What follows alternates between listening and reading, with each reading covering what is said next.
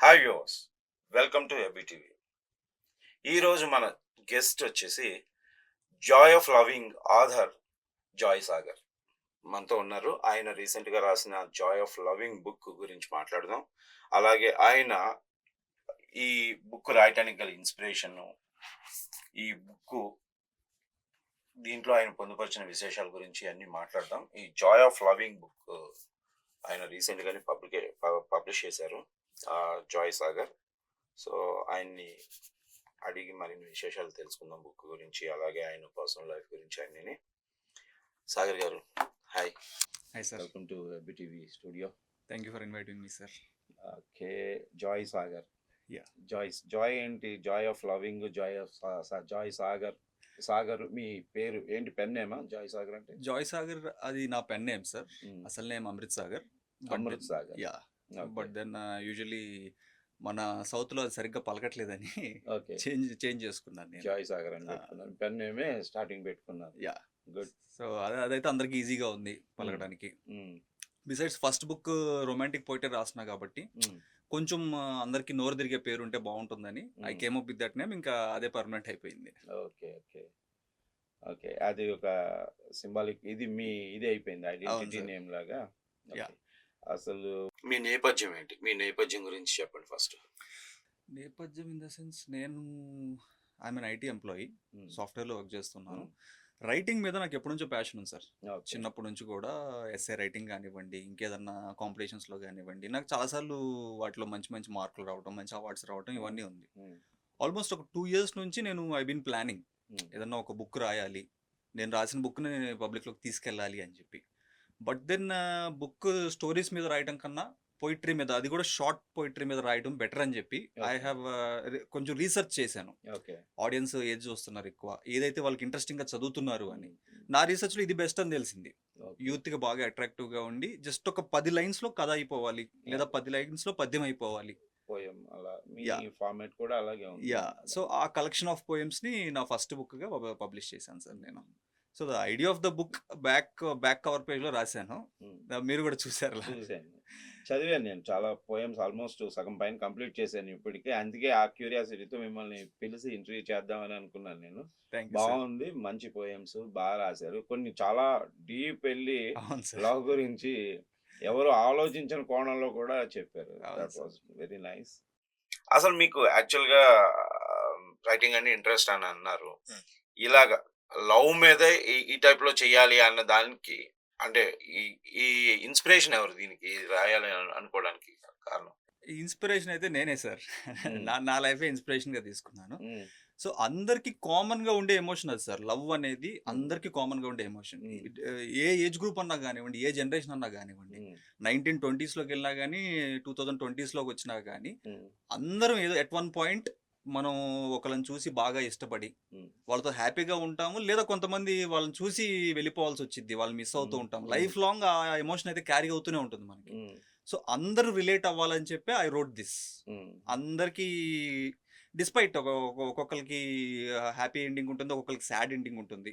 Book లో కూడా సగం హ్యాపీ ఎండింగ్, సగం సాడ్ ఎండింగ్స్ తో రాశాను నేను. సో దట్ ఎవరు చదివినా వాళ్ళు కనెక్ట్ అయిపోతారు.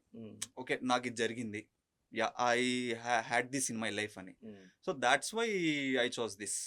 ఓకే, మీరు ఎప్పుడైనా లవ్ లో ఉన్నారా? యా, ఉన్నాను సార్. అదేనా మెయిన్ ఇన్స్పిరేషన్? అదే main inspiration sir. So yeah, mostly heart break మీద ఎక్కువ రాశాను. అవును, సో దట్ అందరికి అది ఈజీగా కనెక్ట్ అవుతుంది. కరెంట్ జనరేషన్లో కానివ్వండి, మనం ఉన్న సొసైటీలో కానివ్వండి, హార్ట్ బ్రేక్ అనేది చాలా కామన్ ఎమోషన్స్. అందరం ఏదో ఒక పాయింట్లో ఒకరిని ఇష్టపడి లైఫ్ యాక్సెప్ట్ చేయదు, అది మనల్ని కలిసి ఉండడానికి యాక్సెప్ట్ చేయక కొంచెం దూరంగా వెళ్ళిపోవాల్సి వచ్చింది. That will be very painful thing. But ఒకసారి కొంతకాలం తర్వాత దాంట్లో హార్ట్ బ్రేక్ మీదనే ఎక్కువ పోయమ్స్ కనపడ్డాయి. యా, సో మీకు ఎన్నిసార్లు బ్రేక్ అయింది, ఎన్నిసార్లు హార్ట్ బ్రేక్ అయింది? లెక్క అయితే ఎగ్జాక్ట్ గా తెలియదు సార్. అవునా? కొన్నిసార్లు ఊరికే లైక్ సింపుల్ థింగ్స్ సార్. ఎవరినో చూస్తాం, అసలు మాట్లాడకపోయినా కానీ నెక్స్ట్ డే వాళ్ళు మళ్ళీ చూడడానికి అవకాశం ఉండని సినారియోస్ కూడా ఉంటాయి. That is also heart break for us. Random గా ఏదో ట్రైన్ లో జర్నీ చేస్తున్నాము, ఎవరో ఒక అమ్మాయి నచ్చింది, మాట్లాడదాం అనుకునే లోపల తన స్టాప్ వచ్చి తను దిగిపోయింది అనుకోండి, మళ్ళీ తను కనిపించదు అనేది కూడా it's heart breaking emotion for us. తన అలాంటి వాళ్ళని తలుచుకుని కూడా రాశా కొన్ని. ఓకే. బాగా నచ్చి ఒక 5 నిమిషాల్లోనే మాట్లాడదాం అనుకునే లోపల వాళ్ళు వెళ్ళిపోతే హ్మ్. అదెలా ఉంటుంది? ఆ భావం ఎలా ఉంటుందనే దాని గురించి కూడా ఐ హావ్ రిటన్. ఓకే. కానీ యాక్చువల్‌గా అవి టెంపరరీ హార్ట్ బ్రేకింగ్ ఇలా ఉంటది. హ్మ్. అది కాదు కదా! యాక్చువల్‌గా లవ్ అంటే. యాహ్! ఇప్పుడు గతంలో ఉండే లవ్‌కి ఇప్పుడు అట్ ప్రెజెంట్ లవ్‌కి ఉన్న ఎలా డిస్క్రైబ్ చేయగలుగుతారు? ఎలా చేస్తారు? అంటే ప్రెజెంట్ జనరేషన్‌లో ఉన్న లవ్ జనరేషన్ సినారియోస్. లవ్‌కిని గతంలో ఉండే జనరేషన్ లవ్‌కి హ్మ్. ఉన్న డిఫరెన్స్‌ని ఎలా డిస్క్రైబ్ చేస్తారు? నేనైతే నేను డిస్క్రైబ్ చేయడానికి I'm not the right person అనైతే నేను అనుకోవట్లేదు. బట్ అంటే నా అండర్‌స్టాండింగ్. నేనెందుకు అడుగుతున్నానంటే, దీని మీద లవ్ మీద కొంత రీసెర్చ్ చేసినట్టుగాను మీరు రాసిన రైటింగ్‌ని బట్టి నాకు అర్థమైంది. అవును సార్. దాంట్లో మీరేం అబ్జర్వ్ చేశారు? గతంలో అంటే ఏన్షియంట్ మరీ not ancient 2, 3 decades back yeah! ఇప్పుడు ప్రెజెంట్ జనరేషన్ లవ్‌కి. హ్మ్. Is it love today? ఇప్పుడు జరుగుతున్న జనరేషన్‌లో ఉండేది లవ్వా? ఏంటి అన్నది జస్ట్ యాహ్! మీ అబ్జర్వేషన్స్ చెప్పండి. నా అబ్జర్వేషన్‌లో అయితే ఐ డోంట్ థింక్ అది లవ్, ఇది లవ్ కాదని నేను అనలేను గానీ సార్. హ్మ్. బట్ రైట్ నౌ అయితే ఎక్కువ కన్‌ఫ్యూజన్‌లో ఉన్నారు. ఓకే. సింపుల్ థింగ్స్‌కి ఎక్కువ యూత్ కన్‌ఫ్యూజ్ అయిపోయి, హ్మ్. ఒకళ్ళొకళ్ళు ఇష్టపడ్డారనుకుని, లేదు ఇష్టపడట్లేదనుకుని, people are falling in love and hmm. Falling out of love very easily nowadays. Okay. ఇదివరకట్లాగా to fall in love it was an effort hmm. Back in the day. Hmm. They had to understand each other. మనకు కంపాటిబులా కాదా అన్నీ చూసుకోవాల్సొచ్చేది. Hmm. Now it's too easy to fall in love. Hmm. At the same time it's too easy to fall out of love. Hmm. Just ఒక్క వారం పరిచయంలో ప్రేమలో పడొచ్చు. ఇంకొక నెల రోజుల తర్వాత మనకు వర్కౌట్ అవ్వట్లేదంటే ప్రేమ నుంచి బయట కూడా పడిపోతున్నారు. అంటే అది ట్రూ లవ్ కాదు. ఆ ఎమోషన్ యాహ్! ఇప్పుడు నిజంగా లవ్‌లో పడ్డవాళ్ళు ఔట్ ఆఫ్ లవ్ రావటానికి చాలా పెయిన్ ఫీల్ అవుతారు అన్నది మీ దాంట్లో ఎక్కువ ఉంది గదా! అవును. హార్ట్ బ్రేక్స్ అవి ఇవి అనేసి. అంత ఈజీగా బయట పడుతున్నారా అంటే that is not true love. Yeah! True love అనేది ఇప్పుడు రైట్ నౌ అయితే అంటే చాలా ఇప్పుడున్న లవ్ కమర్షియల్ అయిపోయిందని అంటారా? కమర్షియల్ అయింది అని అనను సార్. ఎందుకంటే హ్మ్. I don't want to comment on thought. హ్మ్. బట్ నా అండర్‌స్టాండింగ్ అయితే పీపుల్ ఆర్ కన్‌ఫ్యూజ్డ్. ఏది ప్రేమ అన్న దాని మీద దే ఆర్ వెరీ కన్‌ఫ్యూజ్డ్. హ్మ్. వాళ్ళకి అక్వైర్ చేసింది లవ్వా కాదా? హ్మ్. అది వాళ్ళకి తెలియక ఇమ్మీడియేట్‌లీ లవ్ అనుకుంటున్నారు. చిన్న డిస్టర్బెన్స్ వచ్చినా ఇది లవ్ కాదని చెప్పి వెంటనే వదిలేసి అబాండన్‌మెంట్ ఈజీగా ఉంది ఇప్పుడు. ఓకే. ఇదివరకట్లాగా కొంచెం ఎఫర్ట్ పెట్టడం ఇది కొంచెం అంటే తగ్గింది. మనం వింటూ ఉంటాం బయట. అమ్మాయిలు గాని, అబ్బాయిలు గాని అవతలోళ్ళ స్టేటస్ చూసుకొని, వాళ్ళని ప్లాన్ చేసుకొని, వాళ్ళని లవ్ చేద్దాము అన్నట్టు ఇలాంటి చాలా స్టోరీస్ వస్తూ ఉంటాయి. మనం న్యూస్‌లో రెగ్యులర్‌గా చూస్తూ ఉంటాం. యాహ్! దాని గురించి మీ కామెంట్ ఏంటి? దాని గురించి నా కామెంట్ అయితే if they are some people take that as practicality. Hmm. ఇలా అవతల స్టేటస్ అది చూసే మేము ఇష్టపడతాం అనేది ప్రాక్టికాలిటీ. హ్మ్. I accept to it. హ్మ్. వాళ్ళని నేను తప్పు పట్టట్లేదు. హ్మ్. అట్ ద సేమ్ టైం కొంతమంది అది కరెక్ట్ కాదు. హ్మ్. ఎమోషన్ అనేది లెక్కలు చూసి వచ్చేది కాదు. హ్మ్. సమ్‌టైమ్స్ ర్యాండమ్‌గా అసలు ఏమీ తెలియని వాళ్ళని చూసి కూడా లైక్ ఐ సెడ్ ప్రయాణం చేస్తున్నప్పుడు 5 నిమిషాల పరిచయంలోనే ఒక్కోసారి మనం ఇష్టపడతాం కొందరిని. హ్మ్. స్టేటస్ తెలీదు, ఏం తెలీదు మనకి. హ్మ్. హ్మ్. అలా ప్రేమ అనేది ప్లాన్ చేసుకొని వచ్చేది కాదని నేను నమ్ముతాను సార్. హ్మ్. అనుకోకుండా అయిపోవాలది. హ్మ్. లెక్కేసుకొని వచ్చారంటే అది ప్రేమ కాకపోవచ్చు. హ్మ్. కొందరికి అదే ప్రేమ అవ్వచ్చు. నేనైతే వాళ్ళని తప్పు పట్టను. సో, నా ఉద్దేశ్యం అయితే అది సార్. ఓకే. సో, ఆహ్, ఇంకొక చిన్న ఇది what is your opinion about love at first sight? Love at first sight అయితే నాకు నమ్మకం ఉంది సార్. హ్మ్. I believe in love at first sight. హ్మ్. అది ఎంతవరకు వర్కౌట్ అయ్యిద్ది అనేది వి కెనాట్ సే. హ్మ్. సో, యాక్చువల్లీ దాని మీద కూడా ఒక పోయెమ్ ఉంది. హ్మ్. ఫస్ట్ టైమ్ చూసినప్పుడే ప్రేమించేయటం. హ్మ్. అది ఆ ప్రేమ నిలబడదేమో అనుకుని వదిలేయటం ఒక సినారియో ఉంటుంది. హ్మ్. నిలబడుతుందని చెప్పి పర్సూ చేయటం ఒక సినారియో ఉంటుంది. హ్మ్. Either ways love at first sight అయితే నాకైతే గట్టిగా నమ్మకం ఉంది సార్. హ్మ్. అంటే లవ్ ఎట్ ఫస్ట్ సైట్ మీద నా ఇంప్రెషన్ ఏంటంటే దే వోంట్ హ్యావ్ షీల్డ్స్. హ్మ్. వీళ్ళని ఇంప్రెస్ చేయాలి మనం. వాళ్ళ హ్మ్. పనిలో వాళ్ళు ఉన్నారు. ఇప్పుడు ర్యాండమ్‌గా నేను ఒక అమ్మాయిని చూసాను అనుకోండి. తను నన్ను ఇంప్రెస్ చేయడానికి ట్రై చేయట్లా. తన హ్మ్. పని తను చేసుకుంటూ ఉంది. హ్మ్. అప్పుడు in her own natural habitat తనున్నప్పుడు hmm. I can see her true self. Yeah! Okay. ఇప్పుడు తను నన్ను ఇంప్రెస్ చేయాలి, నా స్టేటస్ చూసి ఇంప్రెస్ చేయాలన్నప్పుడు తను నటించొచ్చు. లేదా నేను నటించొచ్చు ఒక అమ్మాయి దగ్గర. నా పని నేను చేసుకుంటూ ఉన్నప్పుడు నన్ను చూసి ఇష్టపడ్డారనుకోండి, అది నన్నుగా ఇష్టపడ్డట్టు. హ్మ్. అది my understanding of love at first sight. హ్మ్. ఒకళ్ళు మనల్ని గమనిస్తున్నారు, ఒకళ్ళు మనల్ని చూస్తున్నారు అని తెలియకుండా వాళ్ళు ప్రవర్తిస్తున్న ప్రవర్తన వాళ్ళ ట్రూ సెల్ఫ్ అది. యాహ్! సో, అది ఆ విధంగా లవ్ ఎట్ ఫస్ట్ సైట్ వస్తే మాత్రం hmm. It will definitely be happy ending ఎళ్ళిద్దని నమ్ముతున్నాను నేను. ఓకే. నటించరు కాబట్టి ఆ సమయంలో. హ్మ్. ఇప్పుడున్న పరిస్థితుల్లో వాళ్ళు కొన్ని సంవత్సరాలుగా ప్రేమించుకుంటున్నారు, పెద్దలను ఒప్పించి పెళ్లి చేసుకుంటున్నారు. కానీ within a short period they are going to get the divorce. Why it is happening nowadays? Why it is happening అంటే ఇందాక నేను అన్నట్టు people are following in love easily, following out of love also very easily. అంటే కొంతమంది కొన్ని కారణాల వల్ల నిజంగా వర్కౌట్ అవ్వక విడిపోయే వాళ్ళది విడిపోవడమే కరెక్ట్. కొంతమందికి కలిసి ఉంటే క్లాషెస్ వచ్చి ఒకరినొకరు హర్ట్ చేసుకోవడం కన్నా sometimes it's better to split, ఎవరి దారి వాళ్ళు చూసుకోవడం better. But then that has become very common. People effort పెట్టడం ఆపేస్తున్నారు కొంతమంది. నిజంగా ప్రేమించడానికి ఎంత కష్టపడ్డాం దాన్ని నిలబెట్టుకోవడం కూడా అంతే కష్టపడాలి సార్. ఆ ఎఫర్ట్ పెట్టకుండా కొంతమంది చాలా ర్యాండమ్గా ఓకే వర్కౌట్ అవ్వట్లేదు, ఇంకొకరితో వర్కౌట్ అయ్యిద్దేమో, గెట్ అవుట్ ఫ్రమ్ దట్. వెంటనే డైవర్స్ తీసుకుని అంటే వెళ్ళిపోతే మ్యారేజ్ అంటే ఒక బ్యారియర్ లాగా యా, అయిపోయింది. అదొక marriage is a very secret institution. దానికి వెళ్ళే ముందే అన్ని ప్లాన్ చేసుకుని వెళ్ళగలగాలి. బట్ సమ్హౌ సోషల్ ప్రెజర్స్ వల్ల చేసేసుకున్న వాళ్ళు కొంతమంది, అవేర్నెస్ లేక చేసేసుకున్న వాళ్ళు కొంతమంది, సో మ్యారేజ్ని ఈజీగా స్ప్లిట్ చేయగలుగుతున్నారు. That's my take on it. మీరు ఏది ఇష్టపడుతున్నారు? మీరు ఏం చేసుకుందాం అనుకుంటున్నారు? మ్యారేజ్ లవ్ మ్యారేజ్ చేసుకుంటారా, అరేంజ్ మ్యారేజ్ చేసుకుంటారా? నేనైతే లవ్ మ్యారేజ్ చేసుకుందాం అనుకుంటున్నాను సార్. ఓకే, ఇప్పటికే చాలా హార్ట్ బ్రేక్స్ అయినాయి అని చెప్పారు. అంటే విరిగిన ప్రతిసారి అతుక్కున్నప్పుడు ఇంకొంచెం గట్టిగా ఉంటుందని నేను నమ్ముతున్నాను. నో నో వరీస్ లైక్ అంటే మీకైనా హార్ట్ బ్రేక్స్ లో ఎందుకు హార్ట్ బ్రేక్స్ అయినాయి అనేసి జస్ట్ తెలుసుకోవచ్చా? క్యూరియాసిటీ. అంటే this no particular reason sir. For suppose ఒక అమ్మాయిని నేను ఇష్టపడ్డాను, and I work in Hyderabad, she was working in Bengaluru. Long distance నాకు అంత వర్కౌట్ అయ్యింది అనిపించలేదు, so we had to split. ఇలా ప్రాక్టికల్ రీజన్సే. అది నేను కంప్లీట్ గా అది ప్రేమ నేను ఎఫర్ట్ పెట్టుకుంటూ వదిలేసానని చెప్పలేను, దానికోసం ఎఫర్ట్ పెట్టి కెరీర్ ని స్పాయిల్ చేసుకోలేను. సో ఆ విధంగా కొన్ని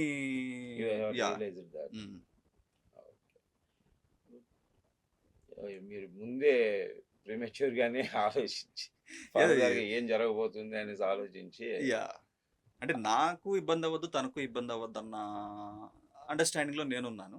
so other person was also understanding. So మీరేంటి యాక్చువల్ గా ఐటీ ఇంజనీర్ అన్నారు, ఎక్కడ వర్క్ చేస్తున్నారు? రైట్ నౌ ఇన్ఫోసిస్ లో చేస్తున్నాను సార్. చేస్తూ ఇది అంటే లైక్ హాబీగా స్టార్ట్ చేశారు, ఇది నేను ఎలా బ్యాలెన్స్ చేస్తున్నారు? No, I started it to write book అన్న ప్లాన్ తోనే స్టార్ట్ చేశాను నేను. ఓకే, ప్లాన్డ్ గా. యా, ఒక 2.5 years నుంచి రన్నింగ్ లో ఉంది. సో ఫస్ట్ నేను ఏం చేశానంటే ఇన్స్టాగ్రామ్ లో, ఫేస్బుక్ లో వీటిలో పోయిట్ రాయడం స్టార్ట్ చేశాను. సో దట్ రాసి అందరికి పంపించి ఫార్వర్డ్ చేసి వాట్స్ యువర్ ఫీడ్బ్యాక్, మీకు నచ్చిందా లేదా, మీకు అది హార్ట్ ఫెల్ట్ గా అనిపించిందా, లైక్ ఏదో సరదాగా ఎవరో రాశారనిపించిందా, ఫీడ్బ్యాక్స్ తీసుకుని వాళ్ళు ఏదైతే బాగా ఎమోషనల్ కనెక్ట్ అయ్యమన్నారో నేను పంపించిన వాళ్ళు, అవన్నీ నేను సర్వే చేసుకుని ఈ స్టైల్లో అందరికి నచ్చుతుంది. పెద్ద పెద్ద వ్యాసాలు రాస్తే చదవట్లేదు ఎవరు, మరి చిన్నవిగా రాసినా కానీ చదవట్లేదు. ఒక 10 lines లో వాళ్ళకి ఒక కథ చెప్పాలి, అప్పుడు క్యూరియస్ గా వాళ్ళు నెక్స్ట్ కథ ఏం చెప్తున్నాడు ఎత్తునని వినడానికి ఇంట్రెస్ట్ చూపిస్తున్నారు. అది నేను సర్వే చేసుకుని almost it took me 2 years. నేను ఒక ఇందులో 66 poems ఉన్నాయి, ఆల్మోస్ట్ ఒక 300 poems దాకా రాసి కొన్నిటిని రిఫైన్ చేసి కొన్నిటిని డిలీట్ చేసేసి, అది కొన్ని టూ ఈజీగా ఉంటాయి. అందరూ ఎవ్రీడే చదివేదే కదా, ఎవ్రీడే జరిగేదే కదా, ఎందుకు చదవాలి అనుకుంటారు. అలాంటివన్నీ తీసేసి I selected 66 poems only. So that దాంట్లో చూసాను ఇంకొంతమంది మీ ప్రిఫేస్ లో మీ ఫ్రెండ్స్ కొంతమంది మోడర్న్ యోగి వేమనతో పోల్చి ఫర్ లవ్ అని చెప్పి పెట్టారు. ఈ బుక్ ని ఎక్కడ ఎవరు త్రూ మార్కెట్ లోకి పబ్లిష్ చేశారు మీరు? పబ్లిషింగ్ అయితే నేనే చేసుకున్నాను sir, self publishing. Publication house వచ్చేసి ప్రేరణ పబ్లికేషన్ అని. వాళ్ళని రీచ్ అవుట్ అయ్యి సో ఇలా నా బుక్ ఉంది పోయిటరీ మీద అని రిక్వెస్ట్ చేస్తే they agreed under their publication publish చేయడానికి. సో అమెజాన్లో పెట్టాను అంతే, బయట ఎక్కడ మార్కెట్కి ఇవ్వటం కానీ డిస్ట్రిబ్యూటర్స్కి ఇవ్వటం కానీ చేయలేదు. నేనే మార్కెటింగ్ డిస్ట్రిబ్యూషన్ చేసుకున్నాను. ఎంత ఇస్తున్నారు మార్కెట్లో? 200 రూపీస్కి అమెజాన్లో అవైలబుల్. ఫస్ట్ 200 copies ప్రింటింగ్ అయింది, ఆల్ సోల్డ్. ఇప్పుడు మళ్ళీ ఇంకొక 300 copies ప్రింటింగ్ వెళ్తున్నాను. ఓకే, మీకు ఈ బుక్ చదివిన వాళ్ళ నుంచి ఏమన్నా ఫీడ్బ్యాక్ రావడం కానీ అలాగే ఏమన్నా స్టార్ట్ అయినాయి? యా, చాలా మంది చాలా ఎమోషనల్ ఫీడ్బ్యాక్స్ ఇచ్చారు. లైక్ లాట్ ఆఫ్ పీపుల్ కొన్ని ఎమోషన్స్ వాళ్ళకి మాత్రమే ఉన్నాయి అనుకుని లోపల లోపల కుమిలిపోతూ ఉంటారు. కొన్ని హార్ట్ బ్రేక్స్ ఇలాంటి పుస్తకం చదివినప్పుడు ఓకే ఈ రైటర్ ఫీల్ అయ్యాడు, అతని చుట్టూ ఉన్న చాలా మంది ఫీల్ అయ్యారు అంటే నాకు వచ్చిన పెయిన్ పెద్ద పెయిన్ కాదు. We take comfort in that sir. Um, ఇప్పుడు ఫర్ సపోజ్ మీ కళ్ళు లేవు, నాకు కళ్ళు లేవు అనుకున్నాం. ఒక్కడనే ఉన్నానంటే నేను చాలా బాధగా ఉంటా. ఉమ్, ప్రపంచాన్ని చూడలేకపోతున్నాను. ఇద్దరం కలిసి మాట్లాడుకున్నాం అనుకోండి, ఉమ్, మన ప్రపంచాన్ని చూడకపోయినా వేరే సంతోషాలు ఉన్నాయి మనకని. true. కొంచెం మనసు నిదానంగా ఉంటుంది. అలా చాలా మంది దే రీచ్డ్ అవుట్. ఉమ్, చదివాను, నాకు చాలా ఎమోషనల్గా అనిపించింది ఉమ్. ఆ కథ. ఆ పర్టికులర్ పోయం కొంతమంది కొన్ని సెలెక్ట్ చేసి ఇది Connect నాకు అవుతారు. జరిగింది, వాళ్ళకి రిలేటెడ్ గా యా కనెక్ట్ అవుతున్నారు. ఇది నాకు జరిగింది అని కొంతమంది. కొంతమంది ఏమో ర్యాండమ్ గా ఫోన్ చేసి నాకు ఇంత ఎమోషనల్ గా ఆర్ యూ ఆల్ రైట్, నీకు ఏమన్నా అయిందా. చాలా మంది రీచ్ అవుట్ అయ్యారు అలా. సో నాకైతే ఏం కాలేదు, I'm very well. That's what I asked you before. ఇంత ఇది రాశారు, ఎన్ని హార్ట్ బ్రేక్స్ అయినాయి అనేసి రాసింది అది, అందుకే అడిగాను. I understand, I'm very well sir. Hmm. నేను లైఫ్ లో ఏదొచ్చినా I took it. అంటే ఎంత పెయిన్ఫుల్ పోయమ్స్ రాయడానికి కానీ, ఆ ప్రోవర్బ్స్ రాయడానికి కానీ ఇన్స్పిరేషన్ ఏదో బ్యాక్గ్రౌండ్ ఉంటది కదా, ఖచ్చితంగా ఉండాలి Yeah. అన్న దాని గురించి నేను అది అడిగాను. యా ఫీడ్బ్యాక్ అయితే మోస్ట్లీ ఆ సార్ట్స్ ఆఫ్ ఫీడ్బ్యాక్ చాలా వచ్చాయి సార్. కొంతమంది వాళ్ళు చదివి తర్వాత కొంతమంది వాళ్ళ జరిగిన ఇన్సిడెంట్స్ తీసుకొచ్చి మీ నెక్స్ట్ బుక్ లో ఇది రాయండి అని రిక్వెస్ట్ చేసిన వాళ్ళు కూడా ఉన్నారు. సో నాకు ఇలా జరిగింది, ఇది చాలా మందికి జరుగుతున్న విషయమే, ఓకే. దాని గురించి మీరు అడ్రస్ చేస్తూ నెక్స్ట్ బుక్ లో మెన్షన్ చేయండి ఈ కథని, లేదా ఈ ఇష్యూని మెన్షన్ చేయండి, ప్రేమ ఎందుకు కలవలేకపోతున్నారు కొంతమంది అని మెన్షన్ చేయండి. అలా lot of different feedbacks I have received. ఈ డిఫరెంట్ ఏజ్ గ్రూప్స్ వాళ్ళ దగ్గర నుంచి కూడా వచ్చింది నాకు. ఓకే. నాట్ జస్ట్ నేను మేజర్లీ నేనైతే యూత్ బాగా అట్రాక్ట్ అవుతారు అన్న దాంట్లో రాశాను, కానీ ఆల్మోస్ట్ 40s 50s ఉన్న వాళ్ళ దగ్గర నుంచి కూడా వచ్చింది నాకు ఫీడ్బ్యాక్. కొన్ని పోయిమ్స్ చదివి ఇది నాకు బాగా నచ్చింది. కొంతమంది they go to their flash backs also. 1990s లో 1980s లో నేను కాలేజ్లో ఉన్నప్పుడు ఐ డిడ్ లైక్ దిస్, నాకు జరిగిన ఇన్సిడెంట్ ఇది అని చెప్పి. So that was very happy for me. అంటే ఒక కవిగా నాకు కావాల్సిందే ఉంది సార్. 1990s లో జరిగిన ఇష్యూని వాళ్ళు రిలేట్ చేసుకోగలుగుతున్నారు అంటే నా కవిత్వం చదివి ఇక సక్సెస్ అయినట్టే. And one more doubt I have, మీరు why did you select English to write? ఎందుకు తెలుగుని సెలెక్ట్ చేసుకోలేదు, లేకపోతే తెలుగులో దీన్ని ట్రాన్స్లేట్ చేసే అవకాశం ఏమైనా ఉంటుందా, చేసే ఉద్దేశం ఏమైనా ఉందా? నేను యాక్చువల్లీ నా ఫస్ట్ బుక్ తెలుగులో ప్లాన్ చేశాను సార్.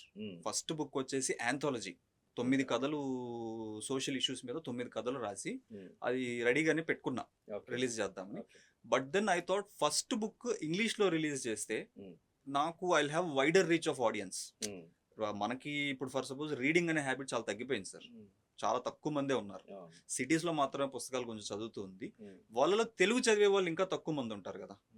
అందుకని ఇంగ్లీష్ లో ఫస్ట్ బుక్ వెళ్తే I thought out side state కానివ్వండి, అవుట్ సైడ్ కంట్రీ కానివ్వండి, ఇప్పుడు దీన్ని యుఎస్ లో కూడా రిలీజ్ చేశా. US also I had good feedbacks. తెలిసిన వాళ్ళకి ఫార్వర్డ్ చేస్తే వాళ్ళు చదివి వాళ్ళ ఫ్రెండ్స్కి రిఫర్ చేసి అక్కడ నుంచి వాళ్ళు ఆర్డర్ చేసుకోవడం కూడా ఇంగ్లీష్ ఉండడం వల్ల it was easier for me. కొంచెం గుర్తింపు ఇంగ్లీష్ ఫస్ట్ బుక్ నుంచి వచ్చాక తెలుగుది సెకండ్ బుక్ వెళ్దాం అనేది నా ప్లాన్.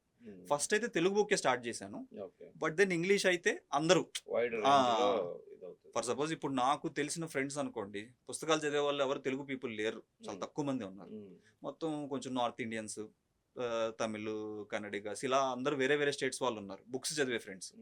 సో ఇంగ్లీష్ లో రాస్తే వాళ్ళు కూడా చదువుతారు, యూనివర్సల్ కాబట్టి ఎవరైనా easily understand. So for that purpose నేను ఇంగ్లీష్ లోనే రాశాను. బట్ ఇదైతే తెలుగులోకి ట్రాన్స్లేట్ చేసే ఉద్దేశం లేదు సార్, బికాజ్ ఈ ఫీలింగ్ ఇంగ్లీష్ లో అయితేనే నాకు బాగా కనెక్ట్ అయింది. ఎన్ని రోజులు పట్టింది మీకు ఇది రాయటానికి? ఆల్మోస్ట్ ఒక 2 years సార్. 2 years. రాసి కొట్టేసి 2 years పట్టింది. అంటే ఎగ్జాక్ట్ ఆ ఎమోషన్ కనెక్ట్ అయ్యేలాగా చెప్పడానికి. అంటే లిమిటెడ్ నేను టార్గెట్ పెట్టుకున్నా, లిమిటెడ్ లైన్స్లోనే చెప్పాలి. నేను పెద్ద పెద్ద వ్యాసాల్లా రాయొద్దు, 8 నుంచి 10 లైన్స్లో మొత్తం అయిపోవాలి ఏం చెప్తున్నాను అనేది. ఓకే. 20-30 లైన్స్ అవుతాయి, వాటిని మళ్ళీ కుదించి మళ్ళీ కట్ చేసి మళ్ళీ రాసి ఇలా రిఫైన్ చేయడానికి టైం ఎక్కువ పట్టింది. ఈ బుక్ రాయటంలో ఫ్రెండ్స్ అండ్ ఫ్యామిలీ మెంబర్స్ వాళ్ళ ఇది ఎంతవరకు? ఫ్రెండ్స్ అండ్ ఫ్యామిలీ మెంబర్స్ అంటే లైక్ ఐ సెడ్ రీసెర్చ్ కోసం I reached out to lot of people. ఫ్రెండ్సే కానివ్వండి, రిలేటివ్సే కానివ్వండి, కొన్ని రాసి మీకు ఎలా అనిపిస్తుంది, వాళ్ళకి అర్థమైంది చెప్పారు, అర్థం కానివి అడిగారు, ఇదేంటి ఈ పదం ఇలా ఉంది ఏంటి. చాలా మంది ఇప్పుడు నా పోయిటరీలో I don't believe grammar is a very big issue. Poetry laws of grammar will bend for poetry. మనకి నచ్చినట్టు పాస్ట్ లో జరిగింది ఇప్పుడు జరుగుతుంది అని మనం ఇష్టం వచ్చినట్టు రాయొచ్చు, గ్రామర్ ని బెండ్ చేసి. అది అర్థంగా చాలా మంది అడిగారు, అడిగి తెలుసుకున్నారు. ఉమ్, అలా రీసెర్చ్‌లో చాలా హెల్ప్ అయింది నాకు. ఓకే. నేను ఎక్కడో చదివిన పోయెట్రీ లాగా స్టైల్‌లో రాస్తే ఇక్కడ అర్థం కాదు కొంతమందికి అనేది కూడా నేను అర్థం చేసుకున్నాను. ఉమ్, చాలా సింప్లిఫై చేసి ఉమ్, ప్రాస, రైమింగ్ పదాలు కూడా అవసరం లేదని నేను నమ్ముతున్నా అవును, కవిత్వంలో. అవును. అయి ఉంటేనే జనం అది వింటారంటారు. కనపడింది. ప్రాస తక్కువ ఉంది, యాహ్! మీనింగే ఉంది, యాహ్! నీట్ గా అర్థం అవుతుంది. సో, ప్రాసలాగా రాయొద్దు. ఎందుకంటే ప్రాస కోసం వెతుకుతూ కొన్ని పదాలను కాంప్లికేట్ చేయాల్సొచ్చింది. పెద్ద పెద్ద పదాలు. ఇప్పుడు మనం రాసే కవిత్వం ఎవరన్నా ఫోన్ పట్టుకొని గూగుల్‌లో ఎతుక్కుంటూ చదవాలంటే కష్టం వాళ్ళకి. అదే. అందుకని సింప్లిఫై చేయడానికి వీటికి చాలా హెల్ప్ అయ్యారు. ఉమ్, ఆల్మోస్ట్ నాకు తెలిసిన ప్రతి ఫ్రెండ్, నాతో క్లోజ్‌గా ఉండే రిలేటివ్స్, కజిన్స్ అందరికీ ఇది తెలుసు 2 ఇయర్స్ నుంచి. They are also part of this journey. Um. నేను రాసిన ప్రతిదీ వాళ్ళకి పంపించి ఎలా అనిపించింది? ఏమనిపించింది? నీకు నాకు దీంట్లో ఒక బాగా నచ్చింది stealing kisses in the street అన్నది. అది బాగుంది. అంత సింపుల్ గా ఇది ఉన్నా కూడా వాళ్ళు వైఫ్ అండ్ హస్బెండ్ కావచ్చు, ఏదైనా కావచ్చు, కానీ అది ఒక they may feel some thrilling కదా. that was the most famous poem in my book, sir. అవునా? కిస్సింగ్ లైక్ థీవ్స్ అనేది that is the most famous poem. ఎవరికి ఇచ్చినా గానీ వాళ్ళు చదివి అది చదవంగానే ఒక చిన్న స్మైల్ వచ్చింది ఫేస్ మీద. అవును. అది ఓకే, ఇలా ఇలా రొమాన్స్ అంటే ఇలా ఉండాలి, ఇలా ఉంటే బాగుంటుంది రొమాన్స్ అని అందరికీ ఒక ఎక్స్పెక్టేషన్ ఉంటుంది. సో అది చదివిన ప్రతి ఒక్కరు కనెక్ట్ అయ్యారు. అదే. అవును అది బాగుంది అని. So that was very successful poem, అందరూ కనెక్ట్ అయ్యారు కాబట్టి. Kissing like thieves. Kissing like thieves. Sagar గారు, ఇంకా వన్ మోర్. ఈ బుక్ లో నేను అబ్జర్వ్ చేసింది ఈ డ్రాయింగ్స్, పర్టికులర్ గా ఈ డ్రాయింగ్స్ యూనిక్ గా ఉన్నాయి. ఇది మీదే తెలుస్తుంది, మీ కర్లీ హెయిర్ ఇదంతా. తర్వాత లోపల ఉన్న ప్రతి పోయం కి ఒక ఒక లైన్ ఆర్ట్ లాగా చేయించి పెట్టారు. ఈ ఐడియా ఎవరిది అసలు? యాక్చువల్ గా దీని గురించి చెప్పండి. సో ఐడియా అయితే నాదే సార్. ఐడియా నా ఉద్దేశం ఏంటంటే, ఒక పేజీలో కవిత్వం, ఒక పేజీలో బొమ్మ ఉంటే అది చదివిన వాళ్ళు దీన్ని చూస్తూ విజువలైజ్ చేసుకోగలుగుతారు. There is a certain emotion they can connect to, పిక్టోగ్రఫిక్గా చెప్తే. సో అందుకని ఒక ఆర్టిస్ట్ని హైర్ చేసుకున్నాను. తను కూడా నాతో పాటు ఆల్ దీస్ పోయమ్స్ చదివి వీటిని అర్థం చేసుకుని, she was also in journey with me. Okay. ఆ కవితలన్నీ అర్థం చేసుకుని తను కూడా ఫీల్ అయ్యి, తను చదివిన తర్వాత ఎలాగైతే అర్థం చేసుకుందో మిగతా వాళ్ళు కూడా అలా అర్థం చేసుకోవాలని చెప్పి ఆ బొమ్మలు గీసింది. Okay. So single liner art అయితే ఈజీగా ఉంటుంది, because it's a romantic story. ఇది ఎక్కువగా బొమ్మలు గీసేసినా కానీ మన విజువలైజేషన్ మిస్ అయిపోయింది. అందుకని సింగిల్ లైన్ ఆర్ట్ వాడాము. సో కవర్ ఫోటో మీద ఉన్నదైతే ఇట్స్ మై ఇమేజ్. నా ఇమేజ్ కూడా నేను ఎట్ మై రిక్వెస్ట్ ఎలా గీయించుకున్నాను అంటే, if you can see that, అది నా హెయిర్ కాదు సార్, అది ఇట్స్ సపోజ్ టు బి నా బ్రెయిన్. ఓకే. మనం చిన్నప్పుడు ఈనాడు పేపర్లో కానండి, ఇక్కడ బొమ్మలు వచ్చేవి, పెన్సిల్తో గీసుకునే పజిల్స్ వచ్చేవి, ఇన్ ఎలా ఉంది, అవుట్ ఎలా ఉంది, ఏంటి అని గీసుకునేవి. అలా గీయించాను నేను. ఓకే. నా ఉద్దేశం ఏంటంటే, మెదడులోకి ఒక ఆలోచన వెళ్ళింది అనుకోండి, అది ఇన్నే తప్ప అవుట్ ఉండదు. అవుటర్ బయటికి వెళ్ళిపోవాలి, దాన్ని బయటికి పంపించాలి, మనం ఎంత ట్రై చేసినా కానీ బయటికి వెళ్ళదు అది. ఆ పిక్చర్ చూసిన ప్రతి ఒక్కళ్ళు ఫస్ట్ ఓకే ఇదేంటి అని అడుగుతారు. నేను అలాగా సరే పెన్సిల్ తీసుకుని ఒకసారి గీయండి, మీరు ఇన్స్ కనిపిస్తూ ఉంటాయి, అవుట్స్ ఏమన్నా ట్రేస్ చేయగలుగుతారేమో ట్రై చేయండి అంటే 2-3 ట్రై చేసిన ప్రతి ఒక్కళ్ళు అన్నారు అవుట్ లేదేంటి అని. That was the meaning. ఒక్కసారి మెదడులోకి ఒక ఆలోచన వెళ్ళిందంటే అది అవుట్ అవ్వదు, ఇంకా అక్కడే ఉండిపోయింది అది. ఓకే. సో అలా ఆ పిక్చర్ గీయించాను. ఆల్మోస్ట్ ఒక 50-60 వేరియేషన్స్ ఆర్టిస్ట్ చేత గీయించి అన్నిట్లో ఎవరండి ఆర్టిస్ట్? ఎవరండి? శ్రావ్య లహరి అని ఒక ఆర్టిస్ట్ నేను హైర్ చేసుకున్నాను సార్. ఓకే. తనకి క్రెడిట్స్ కూడా ఇచ్చేసాను బుక్ లో. She from Nellore. అక్కడ ఉంటారు. యా, అక్కడే ఉంటారు. ఆన్లైన్ లోనే ఇంకా మాట్లాడుకుని ఇమేజెస్ షేర్ చేసుకుని వి వర్క్డ్. సో ఆ ఆర్ట్ బాగా కనెక్ట్ అయింది సార్ అందరికి, చూసిన వాళ్ళందరూ. అది యూనిక్ గా ఉంది ప్రతిదీ, ఒక ఆ పోయం కి తగ్గట్టుగా. Yeah. Okay.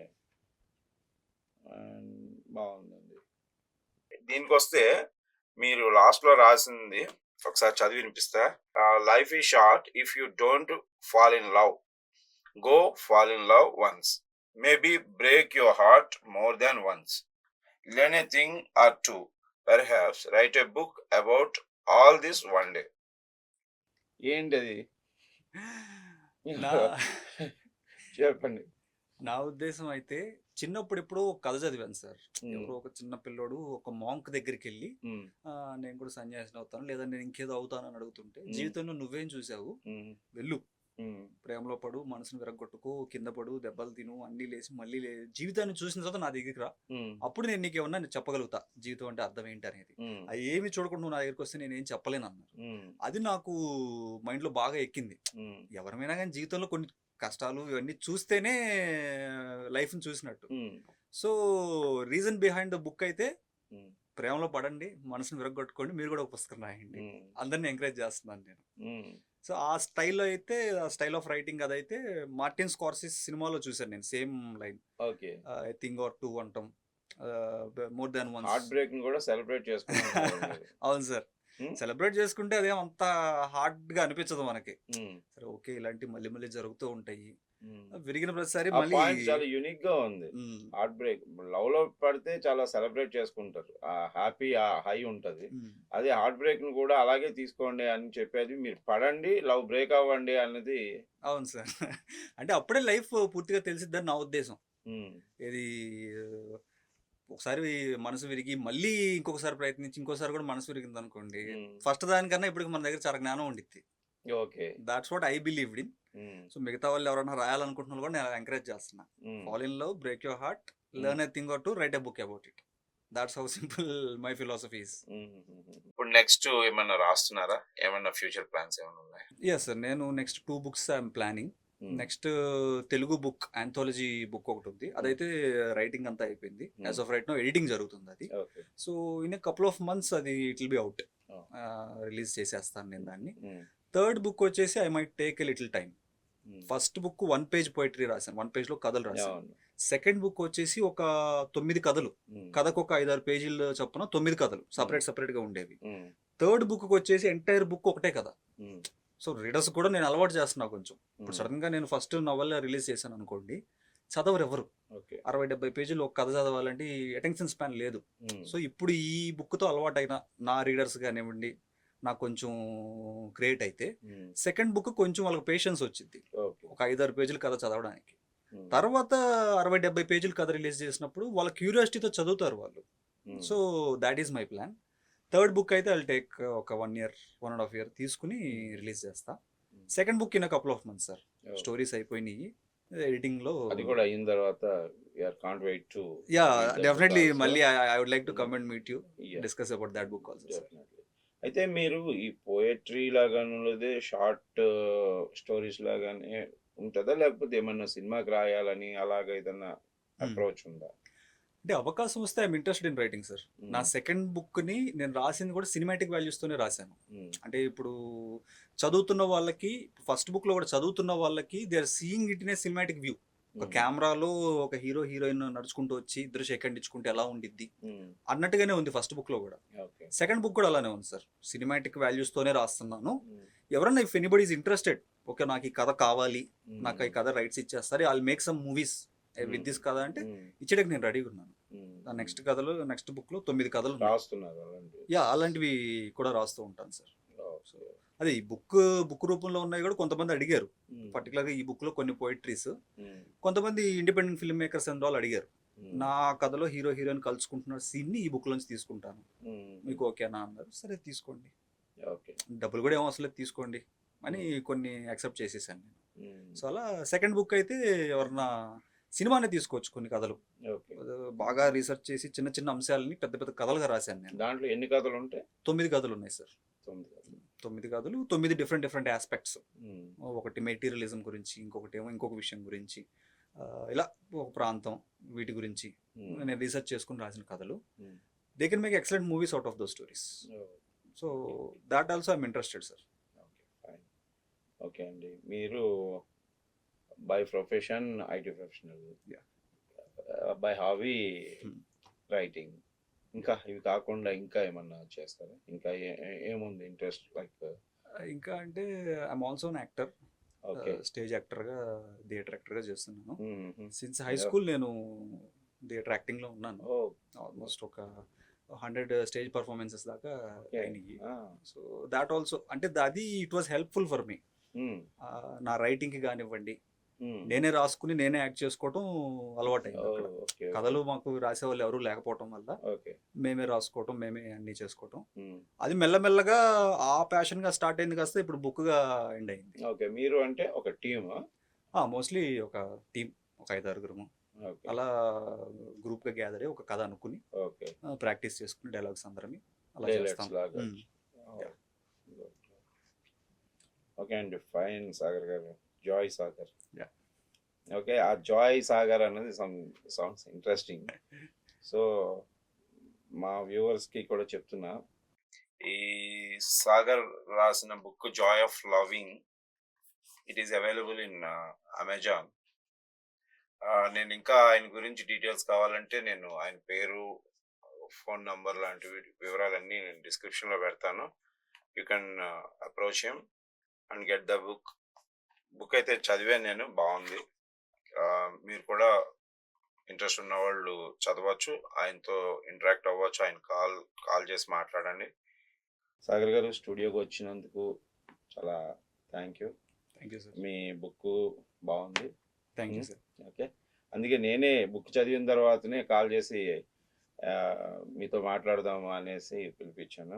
Okay thanks for coming. And so Sagar గారు, అది మీరు కూడా మన ఐబిటీవీ ప్రేక్షకుల కోసం మీ బుక్ గురించి ఏమైనా చెప్పాలనుకుంటే చెప్పండి. Valentine's day is coming up. ఎవరన్నా మీరు ప్రేమించిన వాళ్ళకి లేదా ఇలాంటివి నచ్చుతాయి అనుకునే వాళ్ళకి గిఫ్ట్ ఇవ్వాలనుకుంటే please you can order A book in Amazon. దీన్ని మీరు గిఫ్ట్గా వాడచ్చు. Thank you. ఇది వ్యూవర్స్, మీకు ఈ బుక్ గురించి రివ్యూ కానీ సాగర్ గారితో చిట్ చాట్ నచ్చిందని ఆశిస్తున్నాను. Thanks for watching. మళ్ళీ కలుద్దాం. Thank you.